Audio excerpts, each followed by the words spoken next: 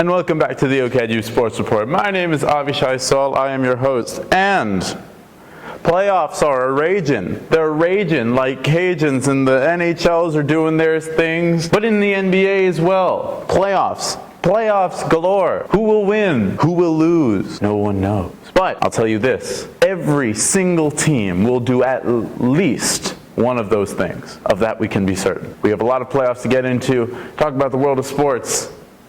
Let's get started. We're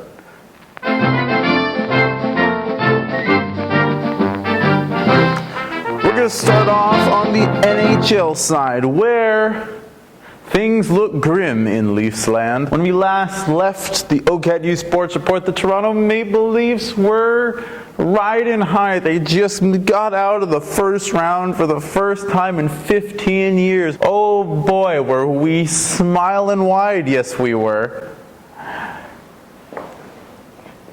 But in situations like this, when the expectations are so low, it's easy to get carried away after small victories. I want to talk a little bit about going forward from a situation like this, because most of the teams in whatever league they play in, because most of the time there are a couple teams at the very top who can seriously win the whole thing, and a couple teams at the very bottom who are tanking and rebuilding. And then everything else is in the middle. And the Leafs are certainly very good. And you could argue that this playoff victory against the Tampa Bay Lightning is a step in the right direction. You know, I would agree with you. It is a step in the right direction, but ultimately is a second round exit good enough to satisfy the expectations of this very talented Leafs team? Sure, Samsonov got hurt, but, you know, shit happens in the playoffs. My question is, what more can you do? The Leafs roster is incredible.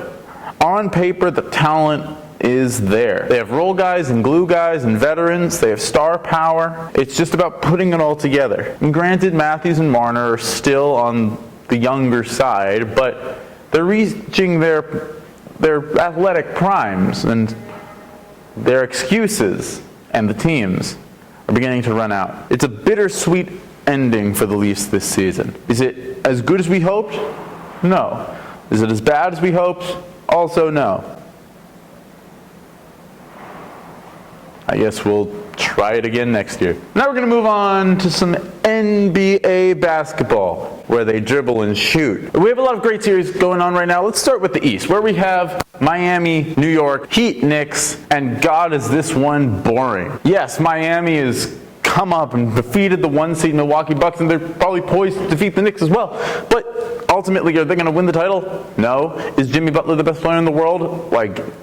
I don't think so. And I want to take a second to talk about him, because I've never seen another player in any other sport who elevates himself the way he does in the playoffs. Oftentimes, the best players in any sport become better when the lights are brightest. But even still, the gap between his regular season play and playoff play, it's not that he reaches a higher level in the playoffs than anybody else ever, but the amount of space between regular season Jimmy Butler and playoff Jimmy Butler, that is wider than anyone I've ever heard of. It's really weird, because it's not like he's mailing in the regular season. It's sort of unprecedented. Now again, I do expect the Heat to lose in the next round. I don't think they're better than the Sixers or the Celtics, which is a series we'll talk about next. Currently the Sixers are 3-2 on the Celtics. The Sixers have put the Celtics on their heels. Now the Celtics made the finals last year. We thought that could have been their breakout. They were really threatening to win the whole thing, and we thought that going into this season they would carry that momentum and that maturity from a finals run and have a shot at the title. Tatum came out firing all cylinders. Jaylen Brown was incredible, and the team was more or less the same, if not better, after acquiring Sixth Man of the Year Malcolm Brogdon. But there's a fundamental problem with the Celtics, and it's a little similar to the Leafs, actually, because on paper, that team is chock full of talent. They have everything you want. They have role players who can pull their weight. They have glue guys. They have defenders. They have star power, 2 great stars. But they don't have that last, that it takes to really dominate in a playoff series. 76ers Celtics is not a done deal. The Celtics could still come back and win. But if you're looking at them within the context of an NBA championship, you have to wonder if they have it between the ears and in their hearts. Let's move over to the West, where we have the Denver Nuggets facing off against the Phoenix Suns. Now, this series is interesting because the Suns acquired Kevin Durant at the trade deadline, one of the greatest basketball players ever, and Phoenix has this interesting problem in that they have two of the greatest scorers on the planet playing out of their minds. Devin Booker and Kevin Durant both have been shooting the lights out this entire series. They've combined for as much as 86 points in a single game, and that's incredible. Now, on the flip side, no one else on that team can do shit. Chris Paul looks like a Section 8. He's old. It's done. It's the end. Yeah, he's one of the great basketball minds to ever play. But at a certain point, a 6-foot point guard who's 37 years old is not going to take you to the finals. DeAndre Ayton, who was the number one pick once upon a time, doesn't seem to enjoy basketball that much. Or at least he doesn't seem to enjoy playing hard. I don't know, he's been disappointing. And then the rest of those guys are just glorified role players. Is Cam Payne going to win you a game against Nikola Jokic? I don't think so. Which reminds me, Nikola Jokic. Since Giannis lost in the first round, Nikola Jokic all of a sudden has a real case to be made for greatest player in the world. I'm not sure what my opinions on the matter are yet, because Giannis is still leaps and bounds better defensively, and Jokic hasn't won a title. But if you came to me, you gave me a strong argument saying, hey, it's Jokic, I wouldn't disagree. He's been tearing it up. I think Denver has this series, if I'm being honest. I don't think Phoenix has enough. I think it takes too much out of those two guys to even eke out a victory. That's another thing. In that game, they combined for 86. Booker and Durant, they only won by 6 points. It's not good. And lastly, Warriors-Lakers.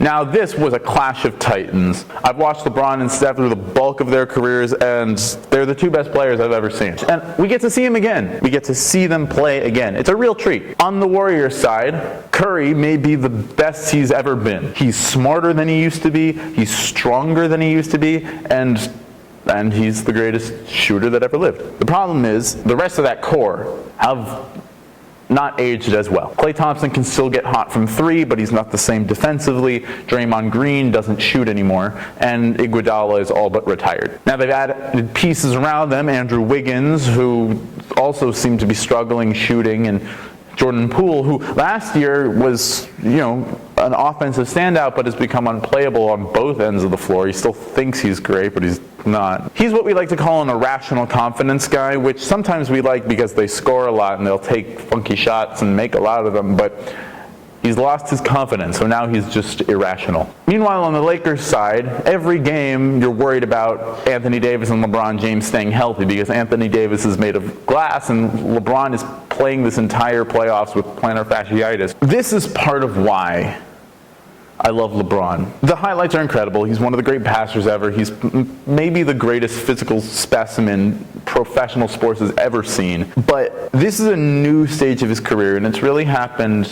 It's been happening for a little while, but we've never seen it in the playoffs like this, and he's the oldest he's ever been. LeBron is more ground-bound than he's ever been.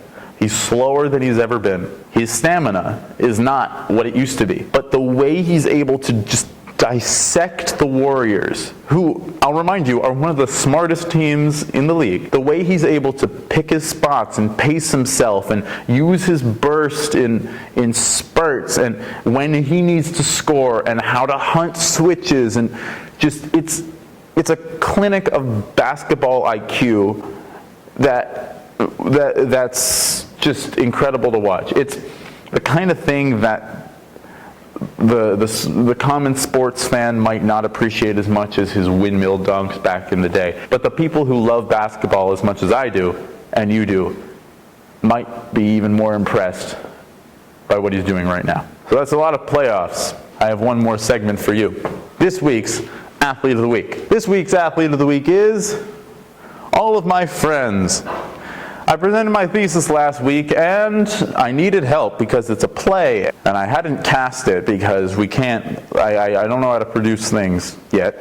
And so I just asked my friends to read from the books of the scripts that I printed, and they came in clutch. So I want to say thank you to Yael Murray, Ezra Edelist, Eve Haras, Zach Zohar, Eli, and Jesse, and everybody else.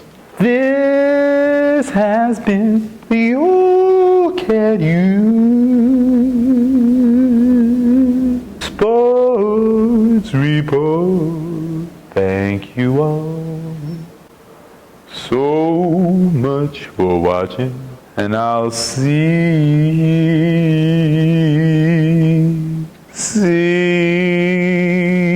you all